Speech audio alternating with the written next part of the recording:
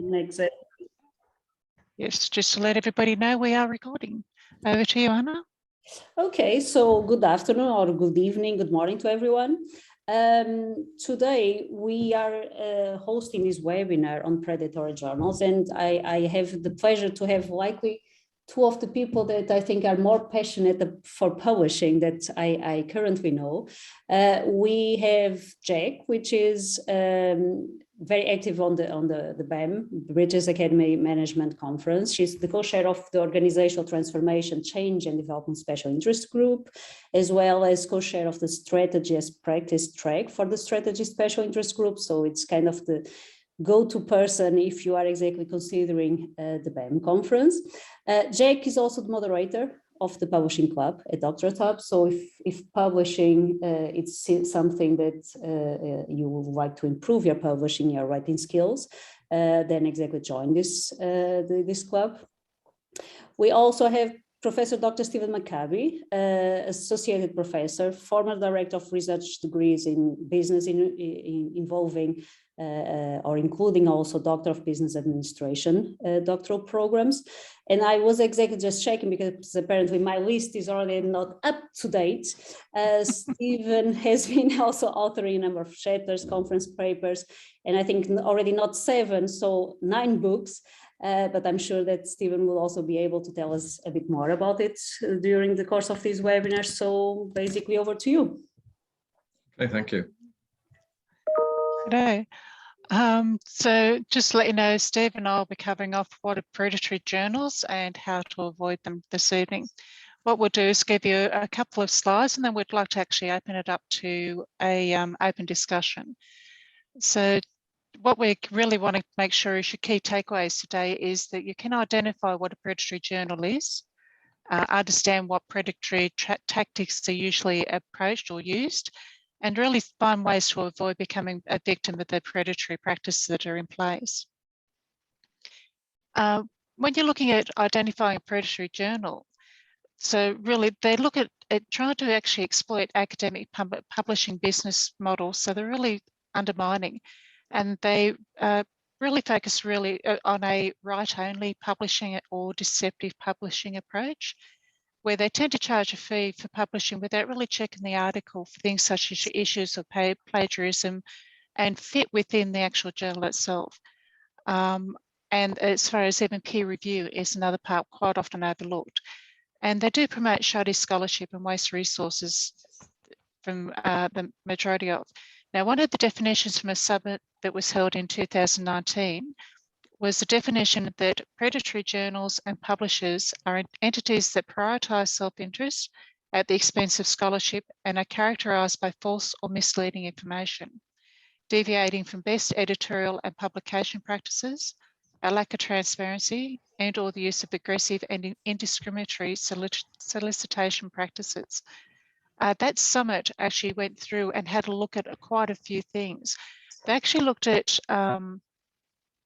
all the different predatory journal groupings that do the research. And what they found is, although there's say 10 to 11,000 journals that are considered legitimate, even when say Campbell's predatory listing and Beall's predatory listing also believe a number of those within the ones that are deemed non-predatory, they fit within that coverage of the predatory. And that could be that because they are very light on staff, so that has an impact on those.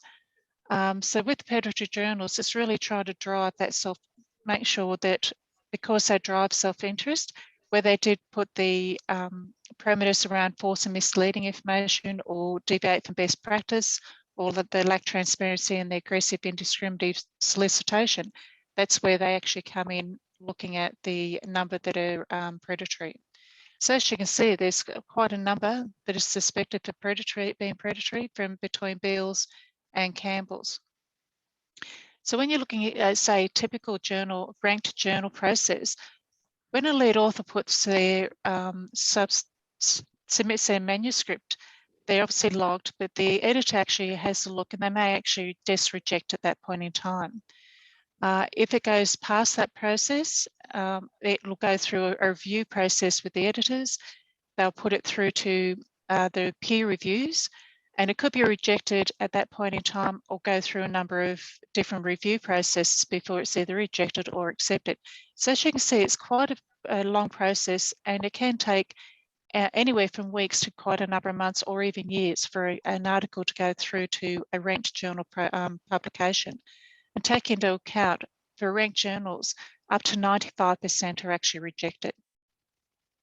Whereas when you're looking at for predatory tactics, quite often you're looking at them coming through and it's received the manuscript, in effect it's accepted immediately, but they push for a payment before it goes into production. Now, there is fees on a lot of the ranked journals, as well as predatory, so it depends on what it's coming through on. When we're looking at understanding the predatory tactics, it's things to be aware of is that they are open access and require fee to publish, but that may actually be legitimate because there are a lot of open access journals there that you do pay a fee for publication. The quality concerns, so they said the poor or no editing or no peer review, and as you can see as an example, being received and they're virtually immediately published after payment. They're unethical in their business practice, so they could be, there's services that they claim that it's not as advertised, so you're getting something very different. They could actually make false claims about the impact factors or indexing, so certainly worth looking at that before you start. And the failure to adhere to acceptable standards or scholarly publication parameters, and again, that aggressive solicitation of a manuscript. So that the things to think about is, and in order to avoid being a victim, is really check and think before you act. So having a look at the publishers, what's their selection process? So is any papers rejected or all accepted? What you find is on their websites, they let you know the rejection rate of papers. And how do they make their money? Is it purely through publication piece, or are they affiliated with other fee charging businesses? Some legitimate journals definitely are as a support mechanism, but do they require that you have to use that other affiliated fee charging business? So then that's really that bait and switch type tactic coming into play. So trying to avoid, look up the journal before you start. When you're planning to submit, go to your whitelist and your blacklist sites, and they're things such as your Open Access Scholar Publisher Association or your Directory of Open Access Journals. Have a look at your whitelist and blacklist. So the CABLS is your whitelist, which covers white and blacklisting. The blacklisting used to be known as Beals. It did change in 2017 to Beals list. We believe there was a few legal actions coming into play there. And then have a look at possibly even some other helpful resources like the Committee of Publication Ethics, Scholarly Kitchen, and even the Associated Learning and Professional Society publishers.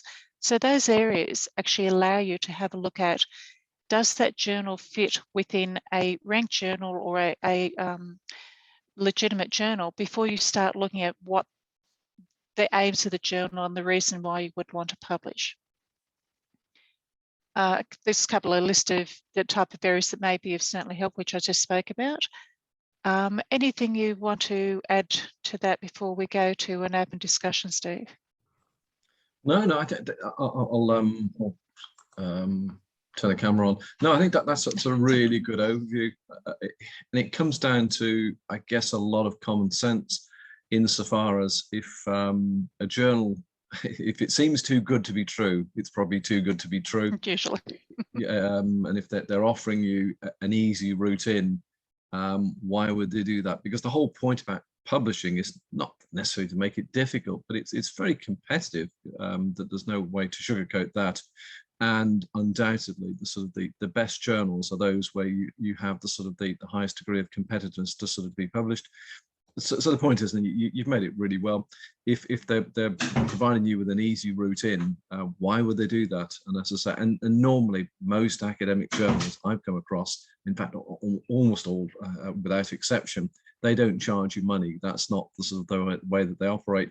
They get their money out of the prestige that they have and the credibility more particularly, and selling those journals, because of course they have to make money, but they sell it to academic institutions, although of course we're moving to a more open access world, as it were, but nonetheless, you know, that they are supposed to make money, and that's what they trade upon, their credibility and their academic integrity. So as you sort of outlined in all those slides, if they're providing sort of a backdoor entry, then why would they do that? And the point you made is that they're not particularly interested in sort of academic prowess or anything like that. All they want is to sort of relieve you of your money as quickly as possible. So perhaps it's best to leave it at that. Just actually, perhaps one point I would like to make is that a term that you may have come across, although this applies more to sort of book publishing, vanity publishing, and what that effectively is that sort of a lot of publishers,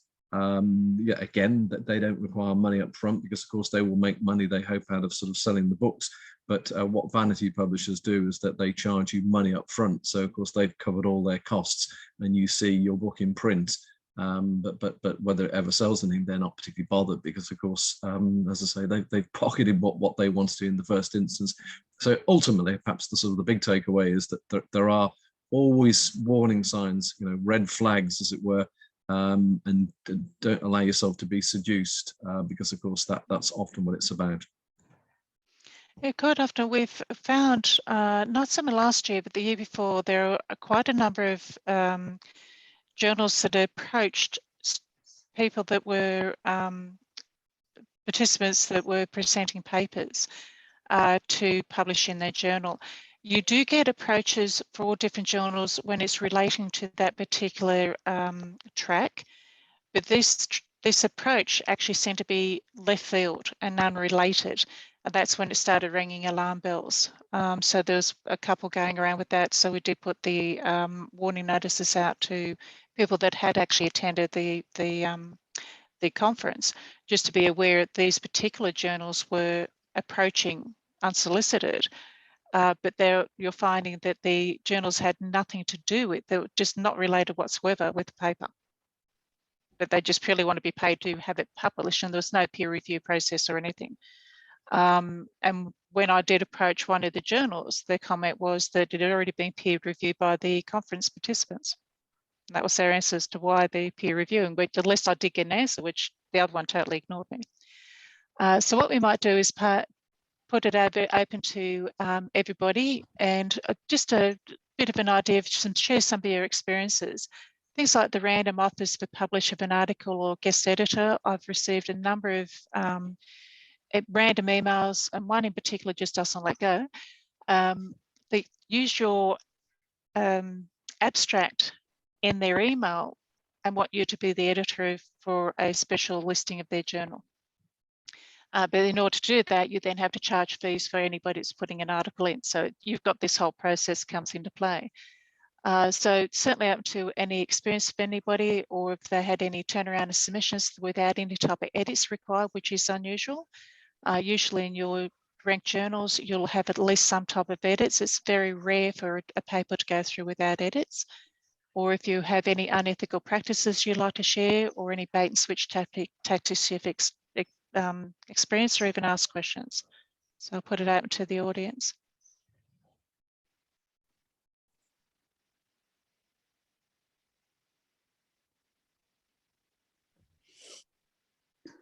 Let me exactly be the first one, perhaps.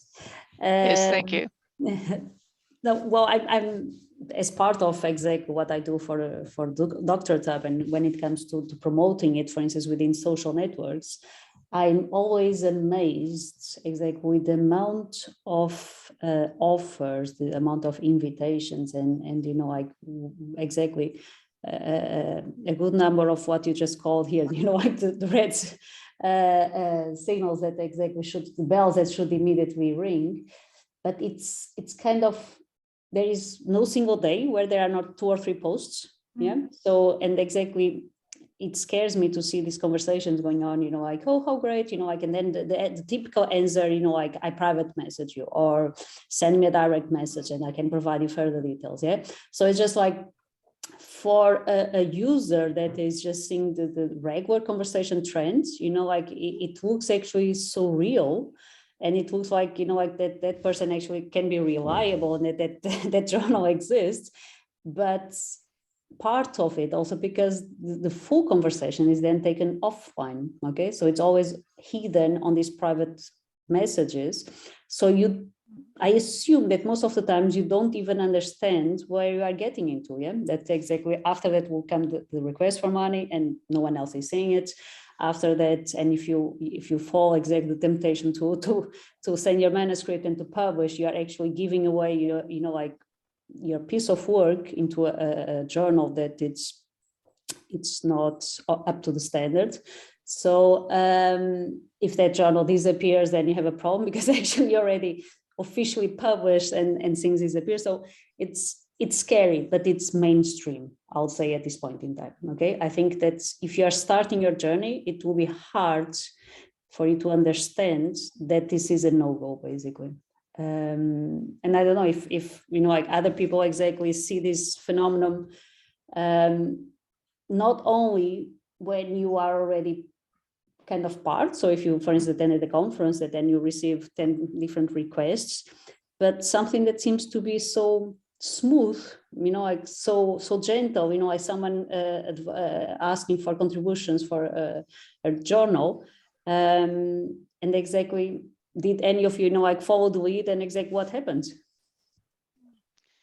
We have in the comment field, one of the participants has said there's he had the organisation, the journal link.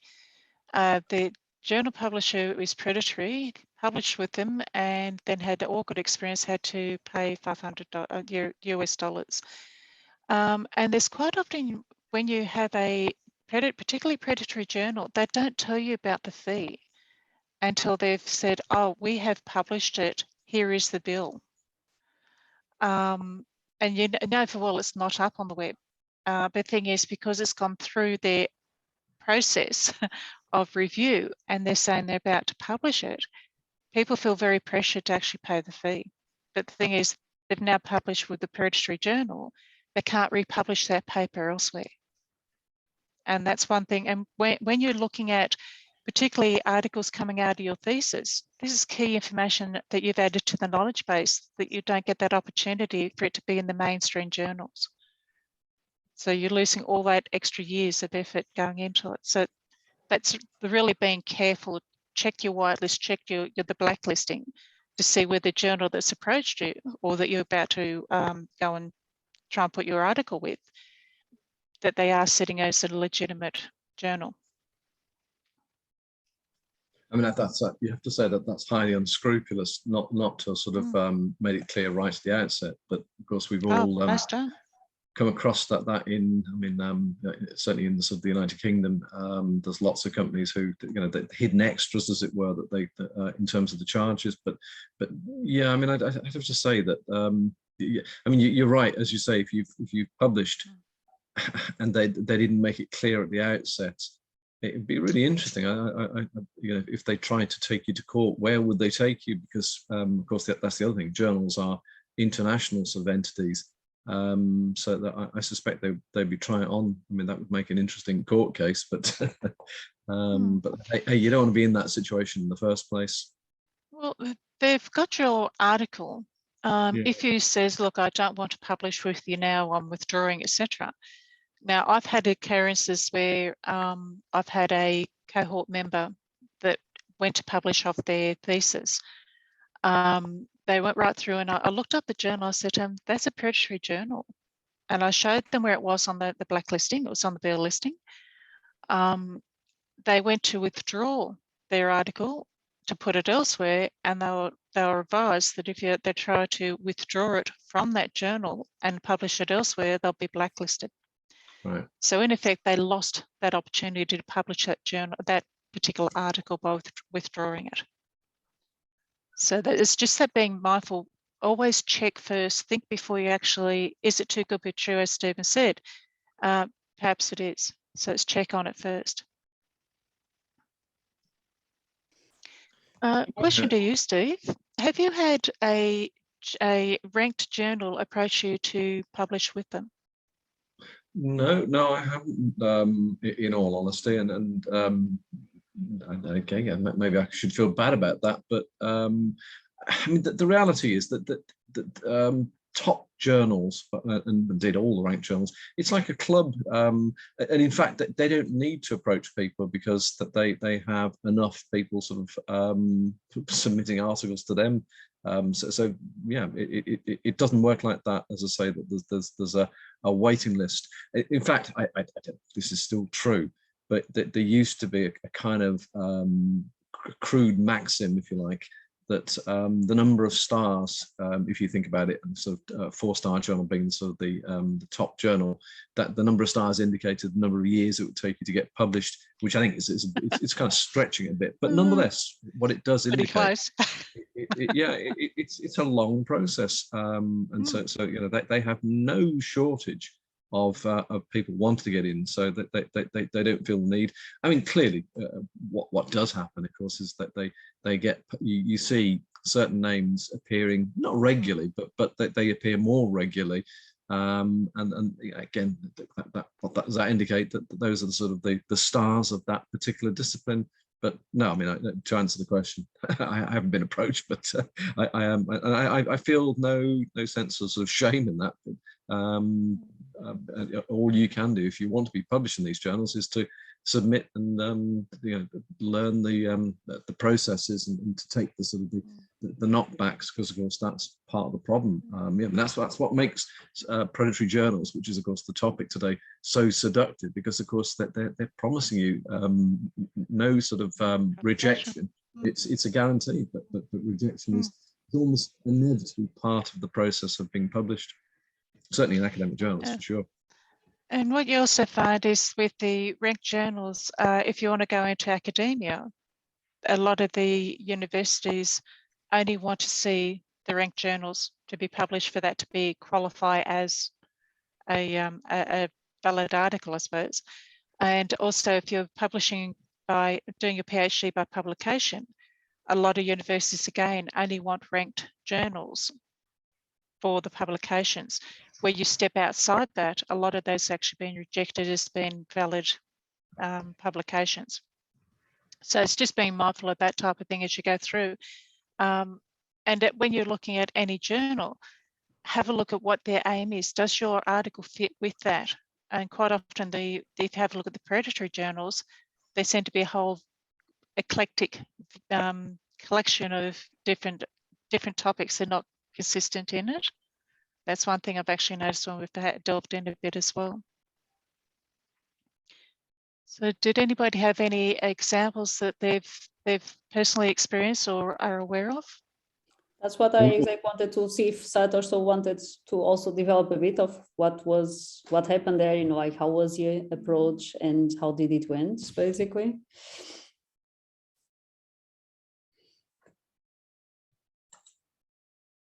Sat, are you there? Oh yes, sorry. Okay. Would you like to share exactly more of your experience? How, you know, like how did it went? How have you been approached? How was the process, and exactly how? Yeah, I think we had I had a gerontologist working with me. So he was my course supervisor. He has already published in a number of articles. He's done his PhD in 2000, so 20 years ago, and he was a good gerontologist of my country. And he told me that hey, we're gonna publish. He had some longitudinal, you know, the longitudinal, what do you call that, analysis. The data, the methods of that, the data is already obtained from the university. They have done that longitudinal survey, and so based on that, we just did some secondary review, and then and he actually told me that hey, this is the publishers. This scientific research in what is called scirp.org, and I thought because I trust on him, so and we're gonna publish. So him and me actually published. I mean, we gave the paper. I did my writing. We just did the data analysis. He did that, and I just did some interpretation and put some perspective on the older people living in a community. So yeah, and then they said there was a peer reviewers too, but we have to pay $5,500 because and they were from somewhere, I don't. There's an international publisher, so but he also just didn't realize that there was checked on the Google or something that has impact something, you know. We checked on it is based on the Google impact, Google Scholar impact. It's not on the Heads impact, and still there are lots of publications in there. So they say it's open access, and I did my part. I paid a little bit, and he also paid a little bit. So we divided. And but later, and we thought that well, it wasn't good. We already published there, and then they said there was a peer reviewer also didn't do much. You know, editing too. We thought that there would be editing because we are paying. They said, why are we paying? Because they said that it's listed in there too. You have to pay there. In the website is written down there too. It's based, I think it's on the China or somewhere, you know. So these guys are from China. So what they're doing is they said if the publication, like I was in a bit of rush too because I thought that I was flagged by uni, so maybe it will help me to do these things. Like okay, I'm doing this publication or something, but well, my university didn't actually. Yeah, they say that it wasn't ranked, you know, things, and it took a while. But yeah, when we looked in Google, you can get your name, but yeah, it's there, but it's a bit of effort. I'm not a good at, I mean, in the writing or anything, but yeah, we put an effort, and but he had done publication, so it was a bit of experience. And next time, yeah, we like there is a list of that, you know, where Australia we call SCIMAZE, so it Yep. tells we can check that one for the Yeah, you know. the Australian Business Deans Council one. It's a very good listing. It's the equivalent to the UK version one. Yeah. Yeah, my university pointed me this that you should have done that before you just jump into publication because it's a time there and they just didn't do editing, and it just they're actually getting this kind of things. They just targeting to the, you know, people like you know, I don't know. Uh, well, so that I think that's all about my experience. But yeah, next time, yeah, have to do the research a little bit, and yeah, I was hoping that we get some editing, you know, and get a feedback. We didn't get any, so they said they have sent the reviewers to the same country as well. And we got mail by the reviewers too, but they say it was fine. It's all fine. There's no editing done.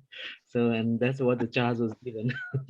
And then yeah, $500 just gone there. But yeah, they said because we probably it takes a year for you to publish. That's why we're giving this taking this money for to publish in our website or something like that. That was a bit of a weird experience. Anyway, thank you. No, so it's a $500 email. Wow. Then we had Helen was saying some years ago, published an article in Frontiers of Psychology. Later found out that may have been on some list previously, but wasn't any longer. How would you judge such a journal? Thoughts on that, Steve? I'll be honest, I don't understand the question. Okay. My interpretation, and Helen, please correct me if I'm wrong. So, for example, bills have a listing, and where a journal is deemed to not be predatory, they are taken off the list. Oh, I see. This Right, is where okay. you get this crossover point too, is where the DOGE sees some things as predatory or non-predatory, where capitals and bills do see them as predatory. So it's where they kind of, you've got that grey area that you do get on some journals. Do you have a thought on that at all, Steve? Yeah, well, I mean, it's more likely that a journal is going to start predatory and stay predatory, but I mean, but of course, the hope is, and again, I'm not sure there's the right answer, but that's the best I can give. I suppose that they suddenly realise that being out of the system, it doesn't serve their purpose, and you become a pariah, so that they start to get their act together. have I interpreted that correctly? It was on a list previously, but isn't any longer. Well, but maybe it has improved. The lists are nothing if not dynamic, and of course that's all you can do, is to sort of look at the sort of the intelligence. I mean, the other thing is to go and look at the sort of the website and to see who are the reviewers, because of course the one thing that you expect as a minimum is if it's a referee journal, then there are going to be referees, and to sort of see if, again, of course, it's not to say that the sort of the website might be bogus and those people don't exist, but normally a little bit of sort of intelligence will serve you well. And even with if you have a look at the journal, I suppose how professional it is. I've seen a couple of the journal, the websites have been very, very rudimentary. English has been very poor. It's evidently not been done, and it was coached towards English speaking countries, but it hadn't been set in correct English. That tends to send an alarm bell before you even start. If I see that, then I'll definitely go and double check on the listing. There are a number of journals that were on the Beals listing and the Campbell's listing as predatory, and through appeal, or as Stephen was saying, them in effect getting their act together, they've actually then come off that listing. If they're not currently on the listing, you should be pretty right. It's one of those ones where I really check the listing. If it looks a bit vague in any way, shape or form, I go to another, look at an alternate journal. Absolutely. Yeah. And we had Kansas says, do you have any views on academia.edu? Well, I'll let you answer that one first, Jack. People pay to be members of that. You've got the free membership, you've got the paid membership as well, and they do not really that much more for the paid membership. I would say at best, it's at best it's a kind of club, and as such, it's a good it's a club, it's a network, and it kind of it allows things to be published, but I don't think it's not meant to be a referee, not meant to be an academic journal. It's an academic forum, and as such, it has its value. Beyond that, I mean, you mentioned it. If you were going for a job in academia, would it have any credibility? I've had papers published on academia.eu or whatever it's. I can't remember the. I wouldn't put much credibility in it. I would suggest that perhaps it's sorry, edu. It's a network. Okay, I can't think of. I'm not going to be critical because it has values people on that basis. But like all things, it's not what you're looking for ultimately. It probably gives you an earlier opportunity to do some publishing of your research. Like ResearchGate is probably another version. Is like a network. It has a combination of research is underway, and also you can link it back into your own version of the journal article. Yeah, I mean, it's a bit like, what's the value of a conference paper? Well, a conference paper is, there are referee conferences and there are non-referee conferences, but it's a method of getting people to sort of look at your early versions, which you hope then that you're going to develop into full-blown journal articles. So again, if this forum acts as a way to sort of get some feedback, then it's valuable. So I wouldn't knock it. Any views, Anna? Well, I actually wanted to share that academia with me is a bit awkward because I frequently receive an email saying that my name has been cited. And that's everywhere. Okay, I publish everything. Nothing. It wasn't me. That's the seduction. There's the seduction. Yeah, and then I pay this fee, and we'll tell you. Yeah, exactly. Absolutely. So it's a bit when you do nothing and then you receive this type of emails, obviously you start wondering about it. But yeah, not much to add exactly than the two of you already did, basically. Yeah, no, indeed. I mean, what they were, those I know exactly the sort of emails you're talking about. They're relying on sort of 1,000, maybe even 1 million people signing up and paying a fee, and so they see that it's not their name that's been well, it's their name, but it's not them that's published it. But of course, then the organisation's got their money. Yeah, that's all they're interested in. And they've got it as a recurring, so you've got to go and then get it switched off. Yes. Yeah, I know. Yeah, that's right. Paying the monies is easy. Getting your money back is impossible, and even getting out of the club is difficult. Or the renewal, getting that switched off is the other type of issue with these type of things. But actually, that email you're talking about, Anna, I get it under Jackal Laws and Jackal and by name, and one of the articles actually was my mother's, and you're kind of thinking, look at my age and look at the age of that article. I was 2 when I wrote it. Things like that. You could have been a clever kid. Really good. So it's just having a look at those. You're thinking they're not really doing the cross correlation at all, and they're just doing this splattergun approach. I mean, let's get to the heart of this. The reason that predatory journals operate is because, of course, as I've used the sort of word seduction, vanity, and whatever else.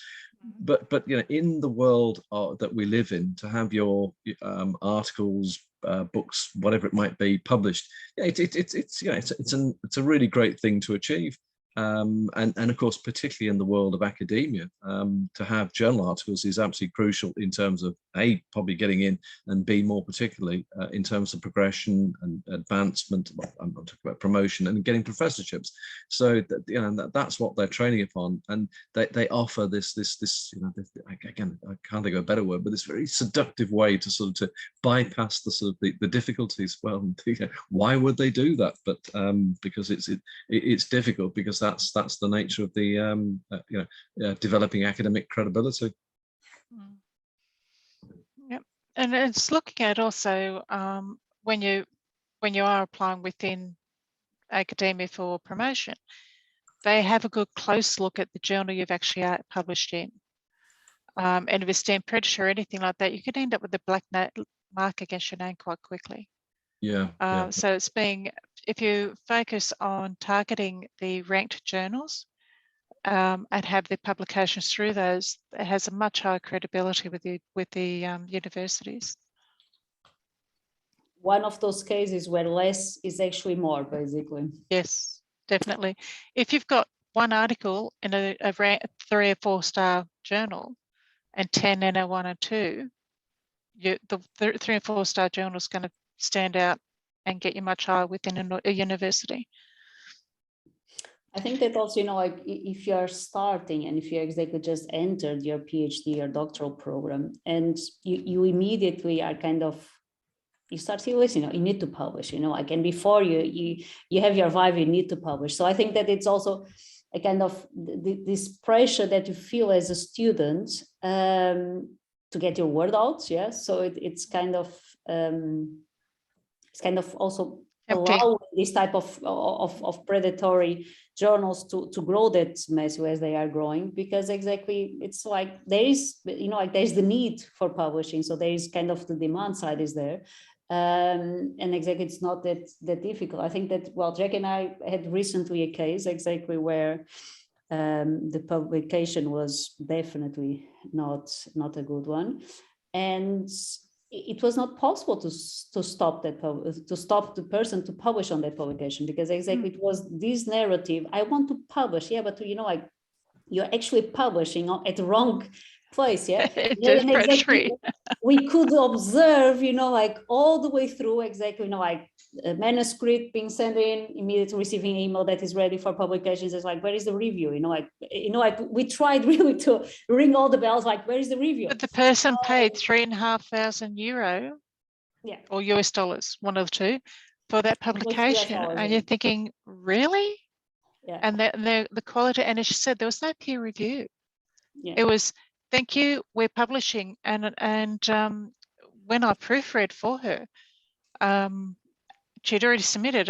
She asked me to have a look at it, and I'll start to proofread, so to speak, and saying, you're saying this and then you're saying this. They don't match. Peer review will pick that up. Yeah. And they're saying it's ready for publication. Again, you need to fix this because it's your credibility, and their business was based on the credibility of that article. Yeah. So yeah, very. And after that, exactly, we saw the second round of it, yeah, because after publishing one exec, then the invitation for the conference came in, then the invitation to another journal came in, yeah. So the question is that then this is a very vicious loop, you know, because once in, it's also not that easy to stop the flow, basically. Yeah. I think that, Jack, you know, like for your club, I suggest having like a checklist, you know, like at resources, like with, with all the things to watch out for. That's like we're also very supportive at least listening, like to the experience that people definitely had. Do that. To have exactly something like, okay, shake, you know, like have you shaked? Yeah, is it at blacklist? Yes or no? You know, like kind of a full, like don't publish or publish. Because yeah, it happens, and it happens even, you know, like after you graduated, because you exactly have your thesis and you actually want to do something with it, so it's tempting. But academia, I think, is not known to be easy, let me put it like that, right, Stephen? So if you don't need to work it out, then likely something is wrong in there. And I think that's really the main message. Question, use your research skills, question what you're looking at, and exactly go deeper into the topic if it's really something to go or not. Okay. Anybody had any other comments or questions they want to contribute?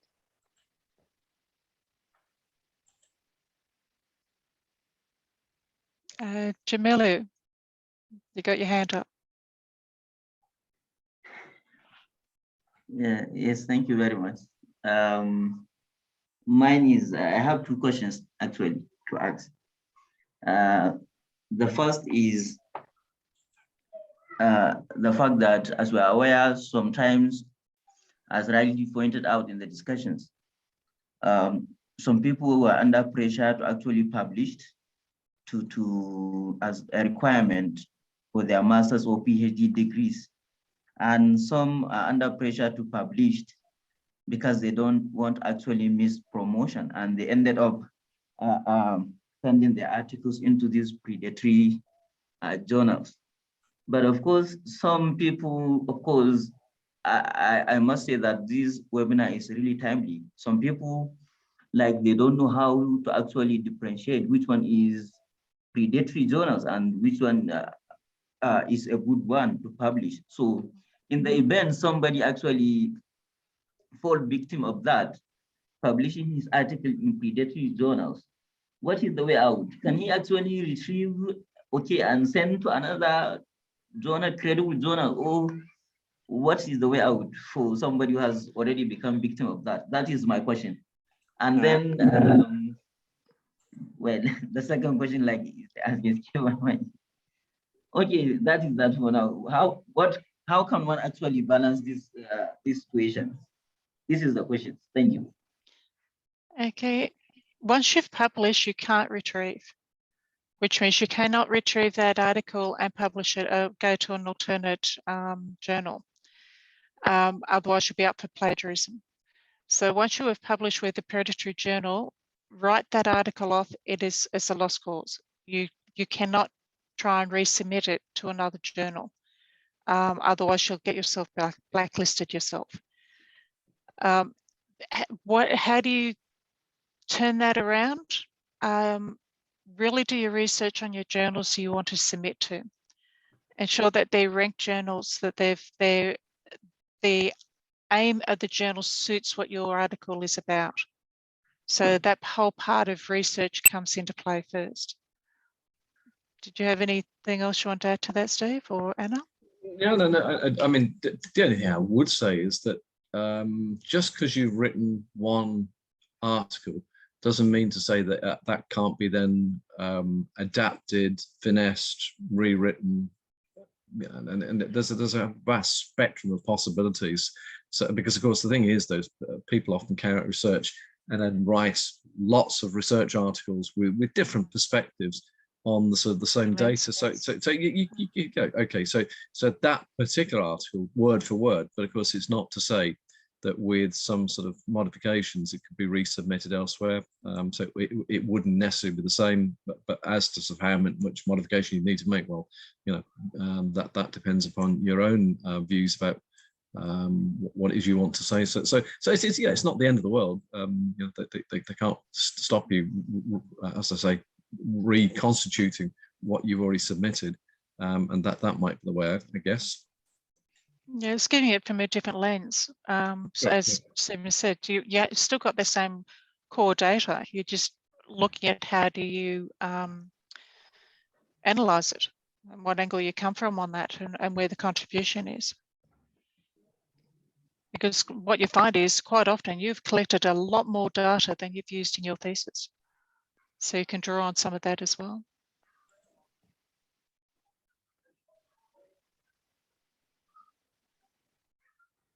Okay, any other, so Jamila, did you have a second question at all?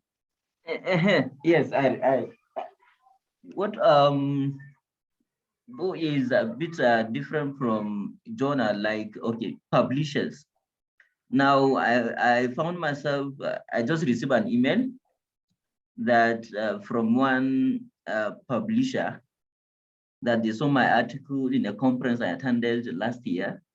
So they want me to send that so that they will publish. Actually, when I contacted my supervisor, he said I should just forget about that one. Because, so what advice can you also for that? Look up on the listing as to whether they are a predatory journal. If they've approached you from your paper from a conference, I'll check and see whether they're a legitimate journal to start with. If they are legitimate, then look at how, I'm assuming based after the conference, you've had feedback, so you've worked on that paper a bit further as well anyway. Or are they offering just to publish it as is?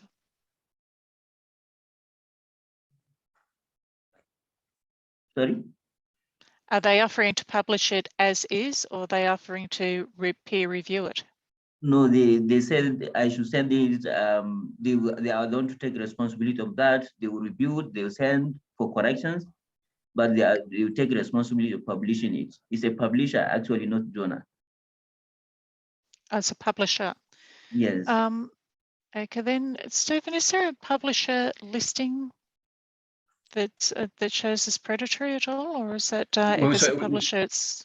We're talking, when you say publishing, you mean in the general world of publishing rather than just journals? Yeah. No, but no, not really. No, I mean, everyone knows that that there are lots of publishers. And in fact, I had to do a not dissimilar search to this, and it's, yeah, you just have to work your way down the list, and quite clearly you recognize some names because, of course, they're and particularly in academia, you know, there are certain names that you immediately know, such as the likes of Sage. No issues there, that they're kind of top of the pile. But there are lots of independent publishers, and you've got to be careful about the sort of relationship, because, of course, anybody can set up a publishing firm. It's actually, you know, not that hard.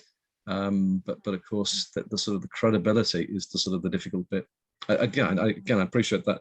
That may not seem like the sort of the best answer, but often it's about word of mouth and reputation. And of course, once you work in the world of well, certainly academic publishing, you get to know who's who. Okay. Any views, Anna? I was going to say, Anna might have another view. No, not at all. It's really just, yeah, it's the moment you start entering, you find exactly the people that are referenced, that the institutions, the organizations that are referenced with your domain. So it's a kind of a knowledge base that you build along the way, basically. So there's not much to add at this end. Okay. So are there any other questions or comments?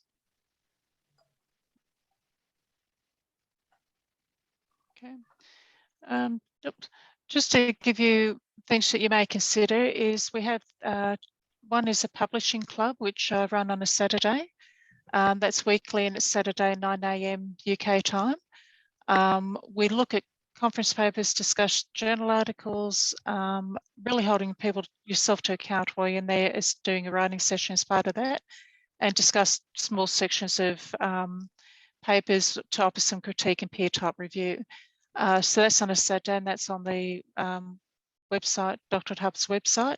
And we also periodically run a virtual writing retreat, and that's usually over 2 to 4 days. It's usually 4 Saturdays at 6-hour writing sessions. And they're usually held on a Saturday, so it works best for pretty much across the globe, particularly for those that are working during the week. And that's looking at transforming part of your research or part of a conference program, progressing that across. And they come up periodically on the website. Did you want to add any comment at all on that, Anna? No, you did it brilliant. Sorry, sorry on the deaf end. Okay, well, I'll hand over to you. Okay, so then I guess if there are no further questions, typically after the webinars, we have what we call the professor is in. So basically, if you have any question that is not related at all with the topic that has been focusing during the webinar, feel free to remain, and we can definitely answer those research-related questions. And I guess that's exactly for now, Jack, we would stop the recording exactly to allow for free and exact talk. No, it's stop recording. Wrong one.